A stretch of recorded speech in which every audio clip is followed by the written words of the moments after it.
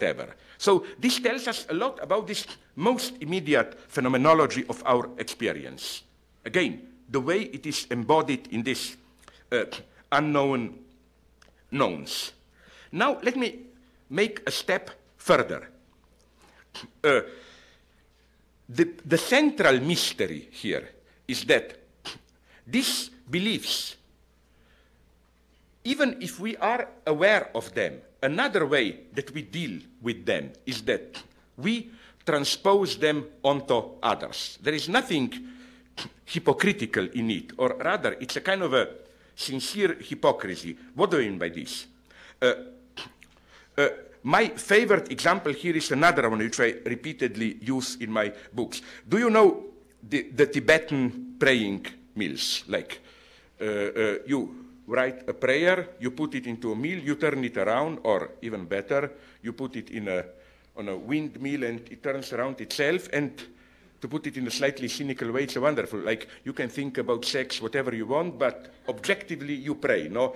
It prays for you. Now you will say, haha, this goes for primitive cultures. No, we have exactly same phenomena all around. Think about what, if you ask me, is one of the great contributions of American civilization to world culture, canned laughter on TV. You know, laughter being part of the soundtrack. It's a very mysterious phenomenon. Why does it work? Namely, how does it work? It's not, as many people think, that it's a kind of a Pavlovian reflex machine to signal you when to laugh. No, as a rule, you don't laugh. You return home in the evening, tired as a dog, you put it on, cheers, friends, whatever. You hear the laughter, and you just look at it and, as an idiot, and when it ends, you feel relieved. It is as if you have laughed. And, I mean, it's a paradox. How should I put it? Even the most intimate, spontaneous expression of yourself, like laughter, can be transposed onto others. The same goes also, especially, I claim, for example, for beliefs. What do I mean by this? Did you notice how often in families where parents half believe or stop believing, what happens is that they desperately cling to another one. It can be their parents, old mother, children, who should believe. What really breaks them down is that much more than their disbelief is to discover that this other, whose innocence should be protected, doesn't believe. Even for many, I'm sorry, for many people who participate in sexual orgies and so on. I spoke recently with a sociologist who investigated this and told me how, as a rule, they can be ruthless group orgies, whatever you want, but they always have somebody who should remain innocent, who shouldn't know about it. The moment that happens, their life literally falls apart. This structure, I think, is extremely interesting. How? Let me give you another example from literature. Okay, literature, I only saw the film. Edith Wharton's Age of Innocence. This is the beauty of the story, that, you remember, the affair between Newland and that Count Olenska, or who? No? But the wife, to put it in human terms, Winona Ryder, no? The young wife is supposed to be naive not to know. And then you know what happens at the end. The wife, young wife of the hero, dies. He thinks he's free now legally to rejoin his love of long years mistress, okay, Michelle Pfeiffer in the film. Then, at this very point, his son tells him that the wife knew it all the time, just pretended not to know. And it's ruined. He cannot do it. You see, he was engaged in this transgressive behavior, whatever, but on condition that another one, of this innocence of another one. So this is the great mystery of how, even if we don't believe, we claim to be cynical and so on, we have this need for another one to remain pure to believe. I know now, enough of jokes, I know a much more serious and tragic version of this. Agnes Heller, probably unknown to almost all of you, is a Hungarian philosopher who was during, now she's a very old lady, during World War II in, I think it was even Auschwitz. I mean, she has all these numbers, the real one, how should I put it. And she told me a very interesting story, how in every barrack in the camp, there were two types of people, basically. There were survivalists, those who were totally bitter but still struggled for survival. And this was some kind of a codified egotism. You were allowed, if the other guy was stupid and left some food there and walked away, you were allowed to steal it. There were some minimal rules, but very hard rules. Then there were so-called Muslims, Musulmanen, the living dead, the ones who simply no longer cared, just as living dead walked around. And then, now comes the tragic point, story she told me. Then there was in every barrack a myth that somewhere out there, usually in a next barrack next, there is somebody who is still fully human. That is to say, somebody who didn't regress to this level of survivalism. You steal, you do that, you just cruelly try to survive, but who behaves even in those terrifying circumstances as if you are in normal life. He helped others, shared food, and so on. And she told me something very interesting, that the most dangerous moment for your psychic integrity was when, as it unfortunately it was the case, you sooner or later discovered that this is a myth, that this other is like most of us. At that point, usually people lose even the will to survive, even this will to struggle, and regressed to what was called Musulmanen, that is to say, turned into living dead. So you see the nicety here. Even, to put it in more almost theological terms, even to be consistently evil, you need a presupposed goodness somewhere up there. And I claim, now we shouldn't underestimate this. Now don't go into this orgy, ooh, divine spark, we are all deeply good. No, the problem is that the same holds for Hitler, for Stalin, from whoever you want. I have no doubts that they were doing with this innocence in view. That is to say, you can also give to this a very nasty term, unethical term. You have, for example, with Stalinist communists, even more in this case with Nazis, this especially perverse logic, which is that the greatest heroism, when tough things have to be done, you kill, you torture, and so on, that the true every idiot can be good.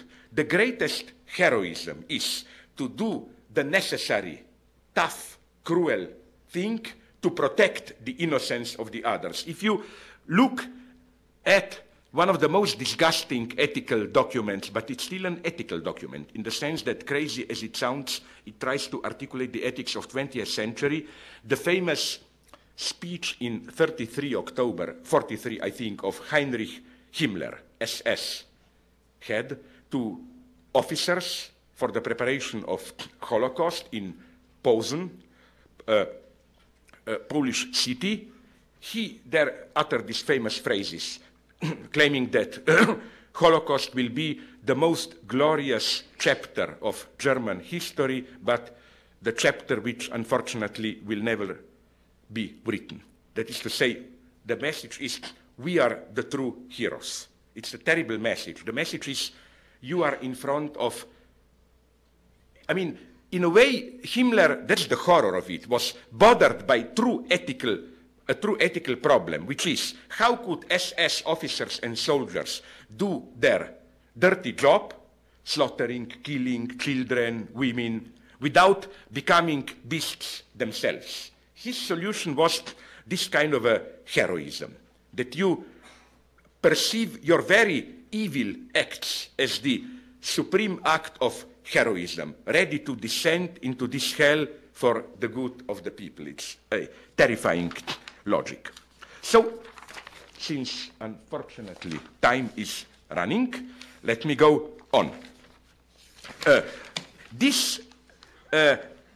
this delicate relationship between what we believe and what we know, or rather, what we explicitly know and these disavowed beliefs, they are at work in a very refined way in our daily experience. Often, you believe in something, you can even believe sincerely, but nonetheless, it's a great shock and surprise if you see your belief confirmed directly in a too brutal way. Did you see the film? Isn't there? I was told that tomorrow there will be here a play by Steve Martin. Somewhere. Okay, doesn't matter. Perform. The point is that he acts in a film, Leap of Faith from '92. Maybe you saw it, which is one film about a con artist, this preacher who cheats, he heals cripples, but it's all a stage. Then once, he does something which he thinks it's cheating, but it's a true miracle. He totally breaks down. It's a shock. So things are here much more refined in the sense that what does it mean to believe?